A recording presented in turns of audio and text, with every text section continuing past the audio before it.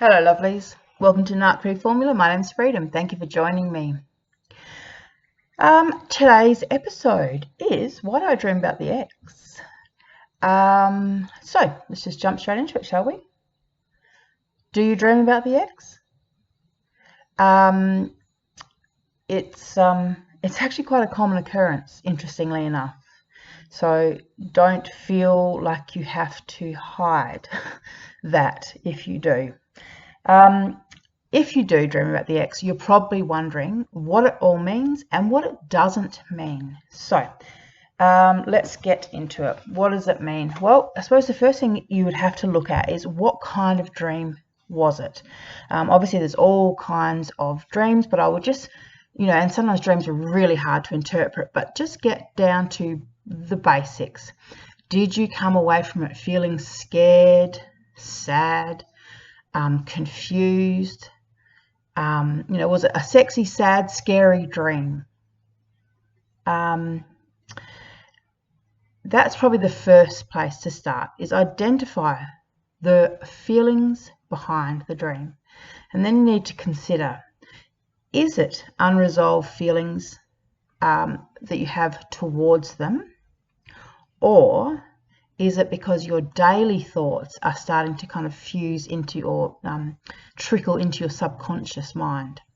So if you live in the same house that you live with them, live in the same town, everything is all still the same except the ex or the narcissist is not in the picture, what will happen is you'll still be triggered by a lot of things. There'll be a lot of memories about, the restaurants you go to, even just walking through your own front door and expecting to see them there. These are quick little micro thoughts. They're split-second thoughts. You might not even register that you thought that thought, but your subconscious does register those thoughts. And so of an evening, the brain is sorting it all out. What goes where in the filing cabinet, what needs to be held onto, what needs to be gotten rid of. And while it's doing its filing, these dreams, these mental images, kind of just being played out. So it could be, quite literally, be nothing more than your brain filing your own thoughts. So if that is the case, what you should probably try and do is maybe just be more aware of when you are actually thinking about them and why you are thinking about them. So when you catch yourself thinking about them, stop and think, what made me think about them? What was it that triggered me into thinking about them? And also learn to stop yourself from thinking. It's quite easy. People get hung up on their own thoughts and they don't realize that they're in control of their thoughts. And the more you practice this, the easier it gets. And what I mean is the more you change the topic, the more you distract yourself, the easier that gets. So when you start thinking of the ex, you go, oh, no, what am I going to do for dinner tonight? Right? Or start thinking of the ex, oh, no, put a happy song on the radio, on the stereo. One of the worst things you can do to yourself is listen to sad songs. Don't do that to yourself. Okay, that's like emotional cutting, psychological cutting. Don't do it to yourself. It's not going to help you heal. All right, darlings. So the other thing I think that, and I think this is really important, is that I think dreams can at times be almost like a warning sign. So it's your subconscious telling you to pay attention to threats of danger. So when we separate from the narcissist, often we miss them. We forget how dangerous and cruel and mean and manipulative they were. We start to miss them. So that's when we have these dreams. So for me, I've had, I think it's 4 dreams about my ex in the last 3 years. And considering I spent like over a decade and a half with this man, and considering we were kind of intertwined, interwoven, our energy would have, your energy connects when you share a bed with someone, when you're intimate with someone. Your energy field kind of merges, and so it's quite normal when you're away from them to either, like I said, be thinking of them, dream of them, or to kind of get these messages. Now, for me, like I said, each time it's been dreams, for example, where I've dreamt that he's come to my house here where I am now. And although he's been all loving and sweet and we're together in the dream, what I'm noticing is he's actually going through my house, eyeing off everything, looking at what I've got. And I realize in my waking hours that these dreams are warnings to me, you know, because just because I believed that we were soulmates, just because I bought the false narrative, does not make it so. The man is a predator, and if he's given half a chance to hurt me, he will do it. Whether it's take my stuff, you know, like I said, try and take more.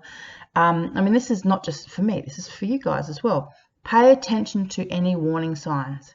So the reason I'm actually doing this video is because I had a dream last night, and it was so random. Like I said, I haven't, you know, dreamt of him, I don't know, forever. And in last night's dream, we were fighting, and it was like he was an animal. He literally had teeth and jaws like a dog and sharp claws. I was fighting for my life in this dream. It was so vicious.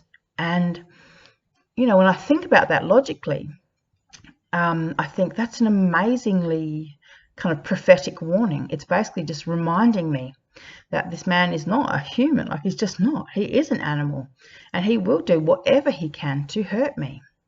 He's like a wounded animal. So I need to be aware of that. So if you're having dreams about your ex and you feel threatened, or they're being violent in the dreams, pay attention to that stuff. Okay, your subconscious picks up on so much more than you will ever know. You know, while you're daydreaming about other things, or focusing or distracted on other things, your subconscious is picking up on what's actually going on. So if you get those warnings, please pay attention to them. Don't ignore them.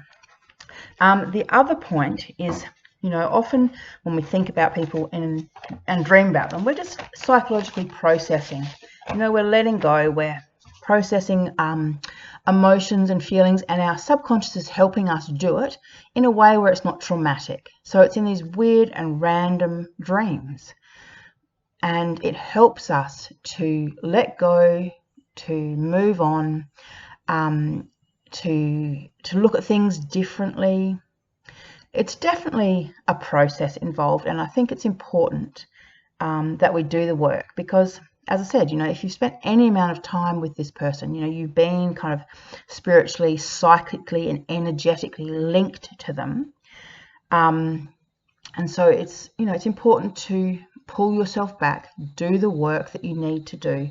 You know, kind of just pretend, like just breaking up and staying away, that's one thing. But, you know, you've got to remember there's all these other levels where we're connected, like I said, astrally, psychologically, spiritually, emotionally. So we have to work on disconnecting on all levels, and that takes time, and that is a process. So that's the things that it could be. What it is not. Dreaming about the ex does not mean that you still love them.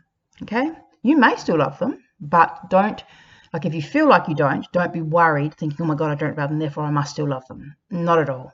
It's just your brain processing your emotions and leftover emotions. And as I said, and dreams are pretty, you know, they have random elements. You know, you might have a dream about someone, and then all of a sudden something that you saw on television just before you fell asleep, that is spliced into the dream.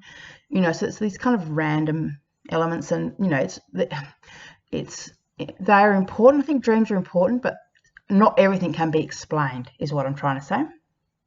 So it doesn't mean that you still love them. It certainly doesn't mean that you're supposed to be together. If you got away from a narcissist, right, do not go back, because getting away is the hardest thing ever. And I guarantee you, if you go back to them, all they will do is punish you for escaping in the first time. They will make it harder. They will be meaner. You know, it doesn't matter how much you've let go, how much you've processed, and how much you've healed yourself. And you might be thinking, you know, time heals all wounds, and, you know, I'm changed and I look at him differently, and maybe he's changed too. No, darling, while you've been doing the work on you, he's been obsessing and ruminating and getting angrier and angrier. And if you give him half the chance, like I said, he will come back in, he will say and do everything that he needs to do to get close enough to make sure you really pay the consequences. For, you mean, in his mind, how dare you? That's what he's thinking. How dare you? Who do you think you are to do this to me, is what he's thinking. So it doesn't mean that you're supposed to be together at all. Do not fall for that crap. And this is the same with tarot readings. I hear people all the time getting sucked in by tarot readings that they watch online. I myself have even had moments where I've gone, oh, that's amazing. And it's great, and they are amazing, but you cannot go back into a situation. I mean, this narcissistic abuse is domestic violence. There is no other way around it. Whether it's physical or not, it is still about control and manipulation.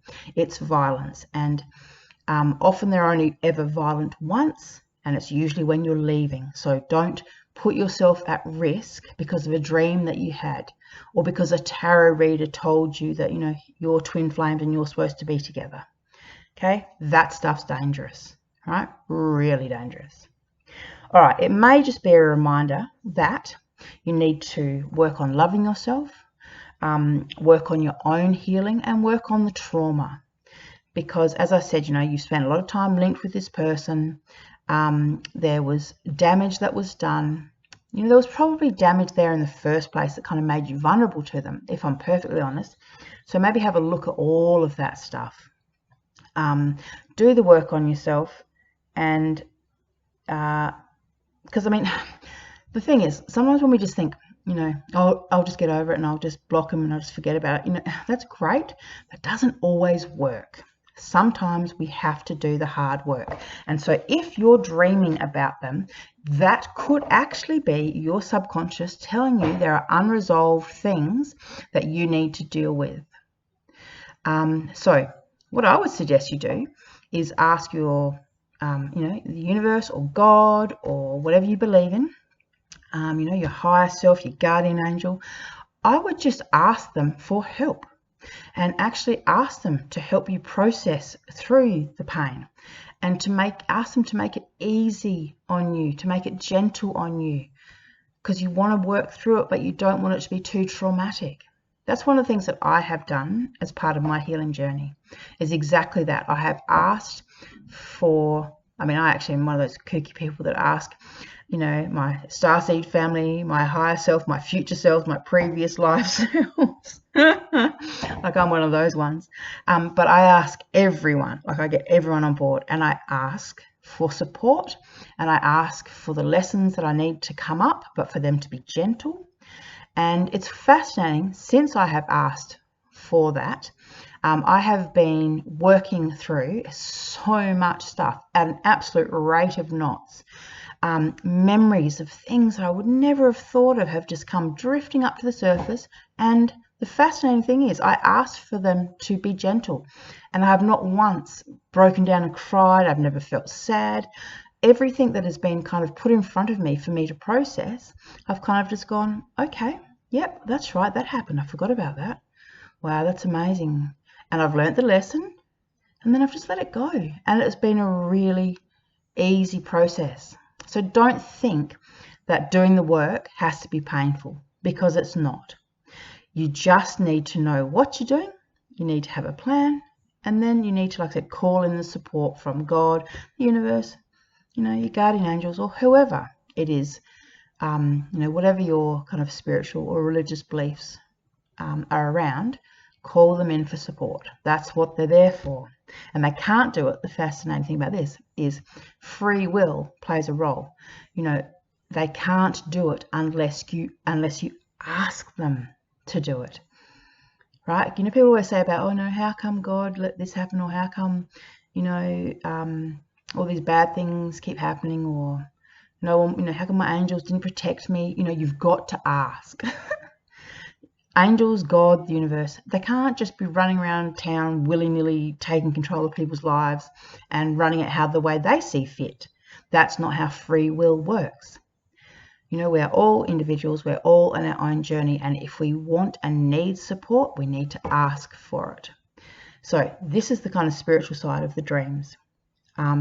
It's a little bit deeper than I planned on going, but nevertheless, I'm going to be expanding my channel to include more of this stuff, just because I think it's important, and it's a side of my personality inside of me that I don't necessarily want to hide. I think that I've got a lot to share, and I think I'm going to just do it. So if you don't like this kind of stuff, I'm sorry, and I suppose it'll probably mean we part ways sooner or later, and that's fine, and I wish you well on your journey. You're always welcome here, and at the same time, please don't poo-poo or say anything nasty on your way out, because, you know, no one needs it. We've been friends for a while now. You know, we don't have to agree on everything.